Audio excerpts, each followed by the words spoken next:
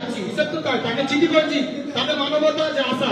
সব থেকে লজ্জা কি জানেন, চৌকিদারের কাছে সেখানে আমাদের আসতে দেখা করিনি, কারণ তারা এত অহংকার। কথাটা কি বলছি বুঝতে পারছেন? তাহলে আমরা তাকে বারবার বুঝাচ্ছি, সেই বুঝানোর অর্থটা কি, আমরা যদি 10টা সেট নেওয়া যায় সেখানে, মানে তাকে বলবো টাকা নিয়ে আনন্দ করুন, ওই 2টা সেট নিয়ে আনন্দ করুন, 10টা সেট বন্ধ করুন, দেখি না আমরা পারি কিনা লাইন। আমাদের সমস্যা আছে, আমাদের খুব বেশি হলে 5টা ভিড় যদি বন্ধ করতে পারি, মারানপুর ফেরবার ভাড়া ধরবে,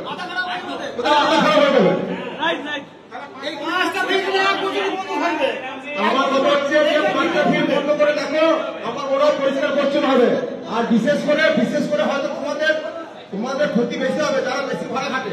হয়তো আজকে যারা ভাড়া খাচ্ছে তোমাদের 4-5টা মালিক, একটু কষ্ট করবে না, তাদের জিনিসটা সমাধান হয়ে যাবে। করলে ওটা বন্ধ করা যাবে না।